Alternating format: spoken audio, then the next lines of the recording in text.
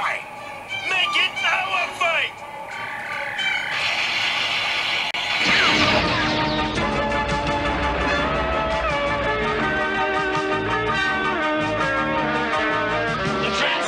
What is up, YouTubers? This is the 80s Transformer fan. I got another package in the mail. I got this almost 2 weeks ago now. I had to go out of town.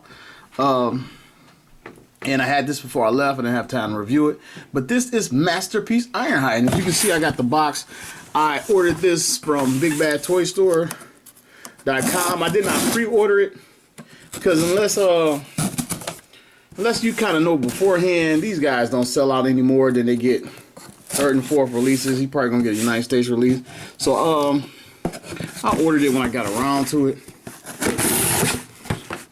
So here it is, the box. Their signature green bubble wrap. Here is Ironhide. In the box is, oops. Okay. In the box is the collector's coin. At first, I really didn't care about these coins, but after I got a couple, I wanted the coins. And now, like a dummy, I want to go back and get some of the coins. This is collector coin. We'll get to that. Here is their advertising card. And here is my sales slip receipt. And here is Masterpiece Ironhide. We are going to take a look at the box. On the front of the box, they have the Nissan logo. They wish to impress upon us that they have the actual licenses for the toy, as if we actually care. Takara Tomy, top of the box. Down here, Nissan Cherry Vignette. If I said that correctly. MP27, Cybertron Security Ironhide. There's the picture of the toy in van mode and in robot mode. Bottom of the box, toy. And it also says Nissan right here. Side of the box, van mode. Side of the box, robot mode with the hands transformed to shoot the liquid. I believe he shot the glue on Shockwave when it came through the space bridge on that one episode. He used it several times, but I remember that one. And the back of the box has his various modes. You actually can change his face. They're finally doing these masterpieces right.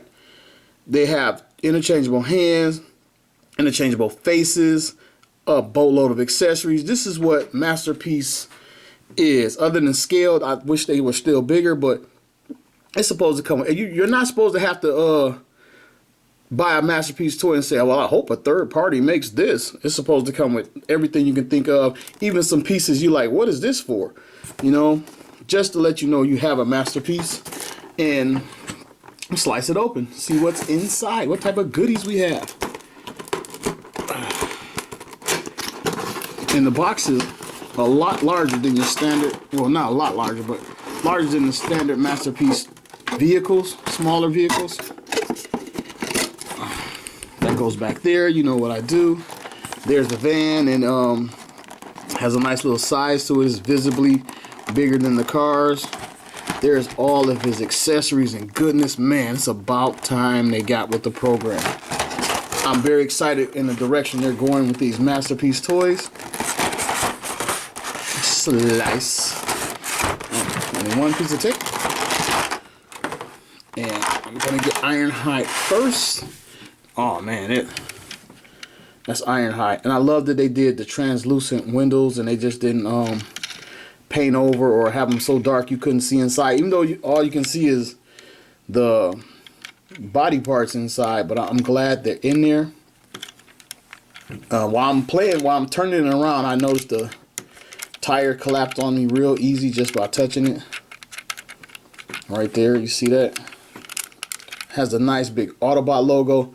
And looking at it, it's Ironhide. I'm happy I didn't grab a third-party version. I try to hold off. Some of the third parties are amazing, but I'm one of those guys who like the official product.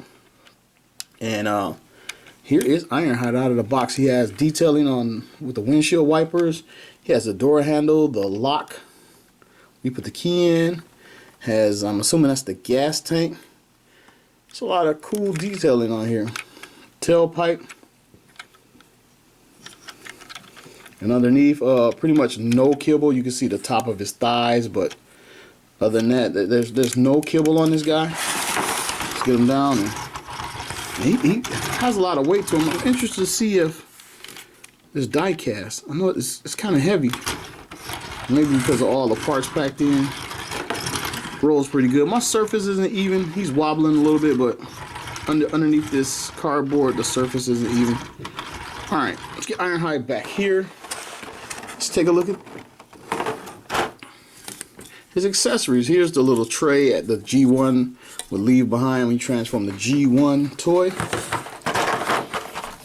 Here is the little gun that actually came with the G1 toy. See if I can figure out where to plug it without looking at the instructions. I'm a caveman. I try not to look at the instructions until I get in trouble. Let me see, maybe it goes up top here. Okay. Here's one missile, a la the G1. Pretty sure it doesn't fire. Nope. Doesn't fire. He comes with 2 handguns. And I'm assuming he comes with 2 because he's same old as Ratchet, and I guess they figured just other than create another tray for the whole 2, they just gave him 2 because Ratchet had 2 in Transformers 1986 animated movie. In his famous death scene, Ironhide only had 1, but I'll take the 2. Here is his G1. It wasn't his handgun, even though he held it on the cartoon in a couple episodes. But the little gun, it fit into the tray. If I can figure out where that goes, I guess it goes right here. And I believe all these accessories, and there's a bottom part to the tray. Man, I'm so excited to have all these accessories. I'm so happy they did this. Even if I don't ever do a damn thing with them, but I have them. And I'm assuming all these things fit in here. And I'm gonna pause the video and get them all on the little tray. Okay, here are all the accessories on the little tray. And I'm not sure if I got it all right, but I got it all on there. His hands, his gun, his face. I got his face in there tabbed in upside down right here, spare face. Again, I'm not sure if that's correct, but here it is. And I'm one of those guys, I refuse to look at the instructions. And it's cool that they give you something to store the weapons on. I'm not big on, it doesn't matter to me where I store the weapons. I collect mostly G1, and I'm used to throwing that in a little Ziploc bag. So, but a lot of people are really sensitive to having some place to store their accessories, and here you go, they gave you this. They're also with Ironhide, you get this collector's coin, which at first I was never too big on, but now I'm starting to like these coins. Now I want to go back and get the rest. There's the coin. See the back? Oh, can't see the back of the coin. Packaging for the coin has a rocket pack, front of the van. Coin. He comes with instructions, little card in there. Looks video game-ish. Okay, and real quick, here is the G1 version, and here he is side by side, I should say, with the Masterpiece version. And I'm gonna bring them closer so you can see not only size comparison but the similarities. They kept the same windows intact, and the back window here, I believe it's painted over, and this one was plastic. And they kept that same look, even though they could have made this clear. In the back, it's clear. And again, the detailing of the windshield wiper back here. Tail lights. Come around to this side. You can clearly see it is very, very faithful to the G1 toy as well as the cartoon. Alright, just let me say, he is a pretty tall guy. He feels pretty solid. There's nothing at all flopping loose on this guy so far. The legs are very clean. The wheels are gone. I mean, he looks like a bot. Just a robot. And if I didn't know better, I wouldn't think. Maybe the tires is a giveaway that he transforms. But this guy looks like he's just the action figure for the most part. Now, talking about his looks, I want to get right into the things that I do not like before I go any further. I do not like the skirts. It's like, why did he have this guy have skirts when it was a big uproar about the seeker jets, and then they went in and we got a 2.0 seeker jet, and they changed all the seeker jet molds because they had the long skirt piece on there. And for that outcry, for them to go in and actually make that change and then put a figure further down the line that has the skirts, when he never had them in the G1 cartoon, he never had them in the toy, the G1 toy, he never had a head either, but that's beside the point. But why does he have these? I mean, it seems like they could have had a thing engineered where the whole piece folded back. Maybe it would have hindered articulation, but man, this really bothers me. This it really bothers me. I don't like that at all. Something that's not as major as this that bothers me is the chest piece, the gap that's blatantly there. And it looks like it's almost form-fitted to snap, but it doesn't snap in there. And that kind of bothers me, because he was always like this solid square piece in a cartoon. And thirdly, the fact that they put gray plastic in here, that bothers me. Either it should have been gray all over, which I guess they couldn't do because they have red parts transforming it, but they could have left this a red plastic piece. It really makes no sense. It breaks up the aesthetic of the figure and the color to put that in there. And maybe it's to cover the fact that we're looking at these screws, but they could have put plastic tabs over the screws, you know, trying to make it blend in with the gray screws. But it just should have been red, and we should have just dealt with the screw holes, because they're there anyway. So I don't like that immediately in this mold. But looks great. He's very Ironhided. He's very tall. I can't wait to get some of my other guys out here to see how tall he is, but he's clearly taller than the cars, obviously. And you know me, I love chrome, but I have a little bit of scuffing. I don't know if it's showing up on camera, but I got a little bit of scuffing on my chrome already. And that's a shame, because, like, why is the chrome near his feet? Excuse me. Okay, we're going to go over articulation. Let's see what Ironhide can do. We're going to bring him up, check out his head. He can look up that far. Decepticons coming, Prime. And with most of these figures, he can't look down. Well, Ironhide can't look down at all. But most of the robots will be looking into their chest when they do, but he can't look down, not one drop. Ball jointed head, 360s, Exorcist style. His arms, 360. He has a upper bicep swivel, and as I did that, this just popped out. Popped out again. His upper bicep is very tight. You can hear it causing that arm to pop out. Maybe it'll loosen up over time, but that pops right out when you do that. He has an elbow joint, single jointed, comes up that far, goes down that far. A wrist swivel, the 360s. His hand opens.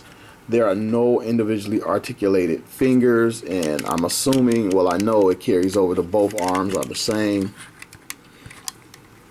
He swivels at the waist, and the tires in the back stopped him from 360 and completely at the waist. Ironhide can bring his leg up. I think the skirt piece comes up. He can bring his leg up that high. To boot some Decepticons. He has a, is that a thigh swivel? He has a thigh swivel, but it won't swivel when his knee is all the way up. But he can swivel his mid thigh almost to the knee. And of course, ratchet at the knee. Pretty good ratchet. And he has an ankle pivot down here that should allow him to get in a wider stance. And I'm sure it carries over to both legs. So his thighs, and again, oh, the skirts come in and out, I guess, to give more clearance. That's cool. His legs open up that far. Put these back in. And you know me, I believe that articulation is only as good as the positions you can get them in. Let's see what we can get Ironhide doing.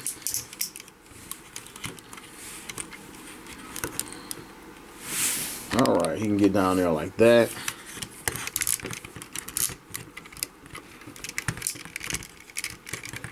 He can get his hands up and anything decent. Maybe I should have some guns in his hand. You can get a nice wide stance like that, and because of the pivot, both his feet are on the ground, and that is awesome. Really likes the way he articulates. And other than that arm popping out, is the only flaw I see when articulating this figure.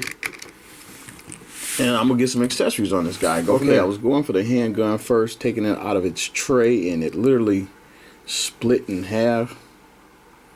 I mean, it's nothing major. It's clearly has tabs where it was assembled. It's not one solid piece. It goes back together, but this one handgun just split in half on me. So I'm gonna go for this other handgun that looks a little bit better constructed, or put together better anyway. Alright, I got his gun in his hand, and I threw him in like what I thought was an interesting pose, shooting at incoming Decepticons.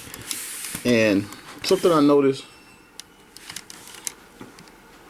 when you rotate his arm up, it hits against his back piece and kicks the arm out like this.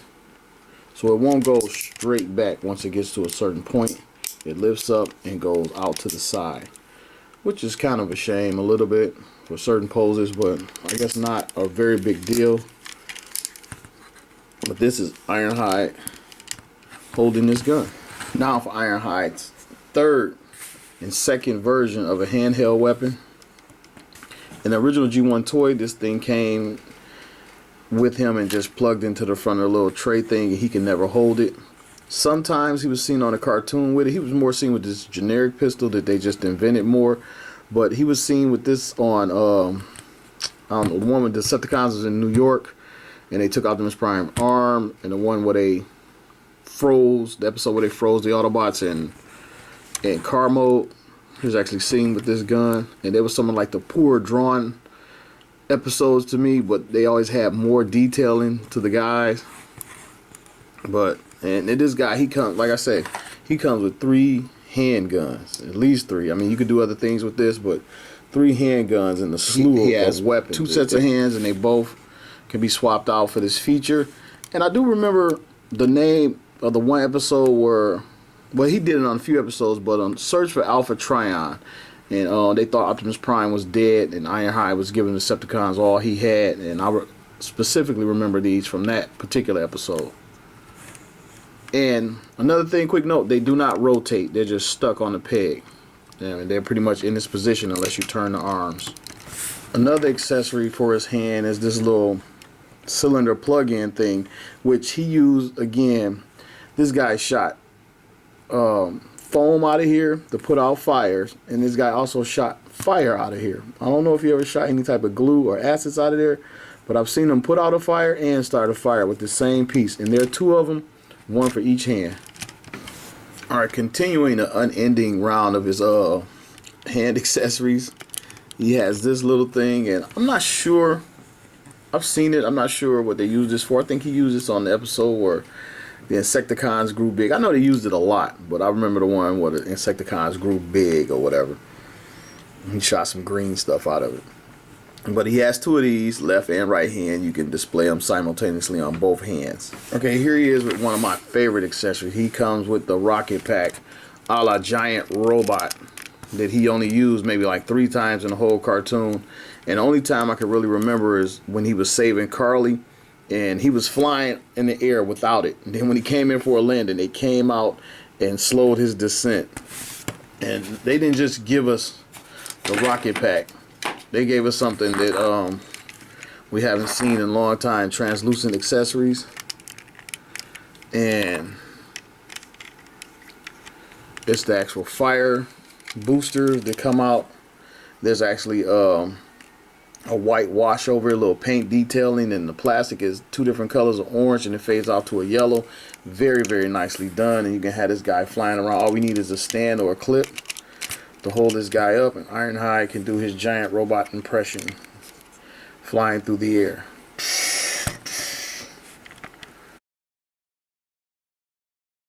Now this next accessory I really love.